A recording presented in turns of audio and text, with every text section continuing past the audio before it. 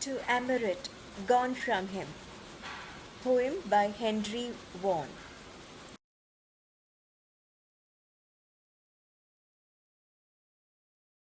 Henry Vaughan is a Welsh metaphysical poet. He was greatly influenced by Welsh literature and language.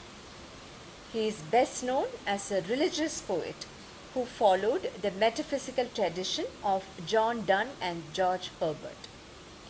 Henry Vaughan is also regarded as a precursor of the Romantic poet William Wordsworth. This is mainly because of his interest in 17th century Platonic philosophy. Platonic philosophy actually gave importance to the innate goodness of mankind, the innocence of childhood, and also a belief in the mystical union with God. Like John Donne, Henry Vaughan also started writing religious poetry quite late in his literary career. He was an admirer of George Herbert and was greatly influenced by him. In fact, he also used to write love poems, but his love poems, it is Henry Vaughan's love poems, were way inferior to the religious poems he has written. Henry Vaughan's most famous work is Silex Scintillans, a collection of 129 devotional poems. It is an imaginative account of the poet's spiritual regeneration. Wordsworth has described Henry Vaughan in his poem The Excursion as the poet bringing us authentic tidings of invisible things. Henry Vaughan's attitude towards nature has a closeness and penetration that is quite similar to the thought expressed by Wordsworth in works like Ode on the Intimations of Immortality. Wordsworth speaks about a veil that separates man from God, time from eternity, seeking ways to penetrate it and be one with God. Wordsworth always saw the close association of the world of nature with spiritual reality. It is possible to come across a very similar thought in the poem Retreat written by Henry Vaughan. It is about childhood. Childhood is described as the period of purity and innocence. The poem Retreat anticipates Wordsworth's immortality ode in presenting the glory of childhood and its vision of the world. The child has an uncorrupt mind and innocence that gives it a vision of eternity or immortality. Vaughan also says that we have to return to the original state of angelic purity and immortality. Henry Vaughan's early poems, those published in the book Poems of 1646 and Aulor Iscanus of 1651, which is also called the Swan of the Usk, place him among the imitators of Ben Jonson, and they were called the Sons of Ben, along with Cavalier poets like Sir William Davenant and Thomas Carew. The Cavalier Thomas Carew, Lovelace, Herrick, Suckling were the Cavalier poets, and they imitated Ben Jonson, who was a contemporary of Shakespeare. The Cavalier poets were opposed to metaphysical poetry and they supported monarchy, they supported King Charles against the Protestants and the Puritans and the Presbyterians. Henry Vaughan's later poems, that is, the poems written between the 1640s and the 1650s and published in two editions of Silex Scintillans, reveal his extensive knowledge of the poetry of John Donne and George Herbert. Aulor Iscanus, or the Swan of the Usk, is a miscellaneous collection of prose and verse written in different genres. Many of the early poems written by Henry Vaughan were love poems addressed to Amoret, an imaginary lover. These poems didn't have any originality.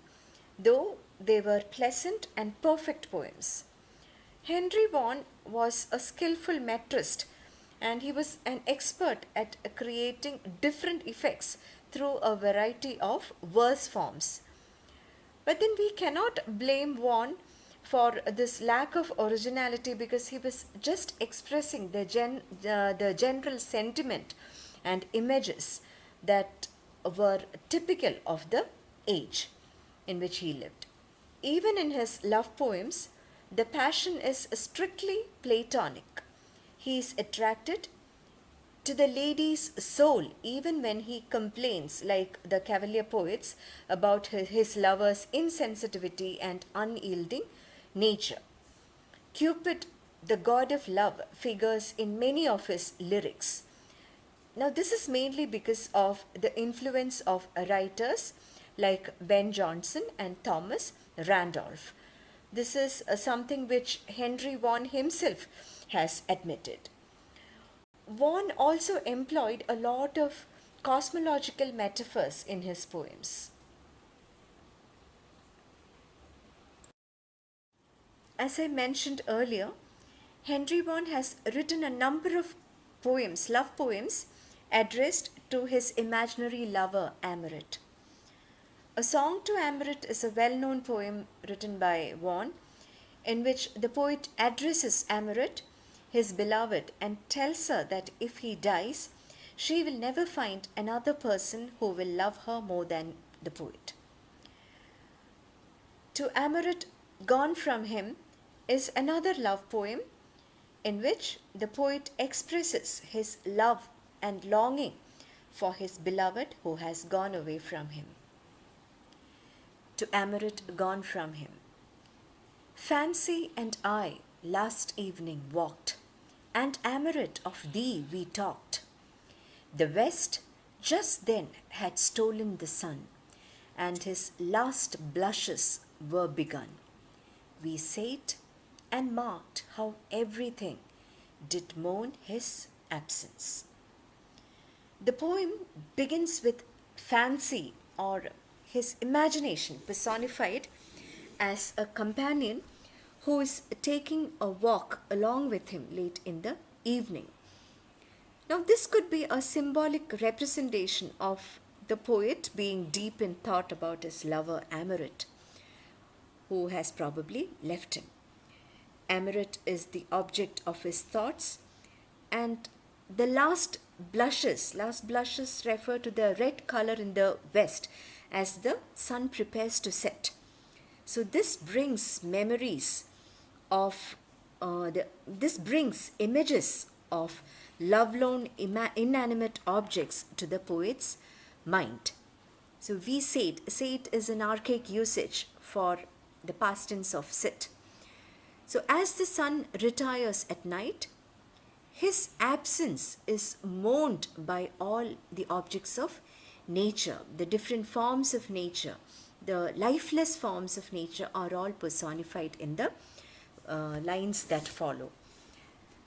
How the spring that smiled and curled about his beams whilst he was here, now checked her streams. The wanton eddies of her face were taught less noise and smoother grace, and in a slow, sad channel went, whispering the banks their discontent. The poet mentions how the spring expresses her happiness with a smile when the sun is still shining, but then it suddenly seems to become still, as if she has asked, or as if she has stopped the flow of her streams. Separated from her lover, that is the sun, the stream moves along the slow, sad channel, making a soft murmuring sound, the murmur of sorrow, as if sharing her grief with the banks. The careless ranks of flowers that spread their perfumed bosoms to his head, and with an open free embrace did entertain his beamy face, like absent friends point to the west, and on that weak reflection feast. The poem in these lines mentions a line of flowers looking up all bright and fragrant, as if they are eager to fold their beloved in a warm embrace.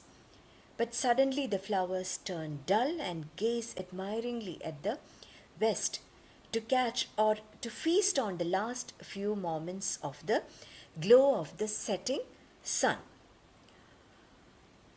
If creatures then that have no sense but the loose tie of influence, though fate and time each day remove those things that element their love, at such vast distance can agree, why Amoret, why should not we? Seeing the spring and the flowers behave like this during the few hours of separation from the sun, the poet wonders, see, if these objects who actually have no life or sense like humans, if they can be in love, if they can live in harmony and in agreement, then why can't we? He wonders why he and his beloved, who are humans, who are endowed with the power of reasoning, why do they continue?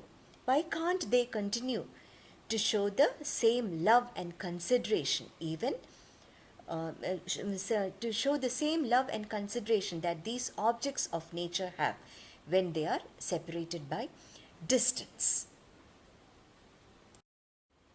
To Amoret Gone from him might appear like a nature poem at first glance, but it is not. The focus is on the mutual attraction that exists among the objects of the inanimate world. It is similar to the feeling that exists between human lovers. Henry Vaughan is actually drawing a parallel here between the inanimate and human lovers. In fact, all creations have this tie of influence, they influence each other. So, why should human lovers be an exception? So, that is the gist of the poem. Thank you.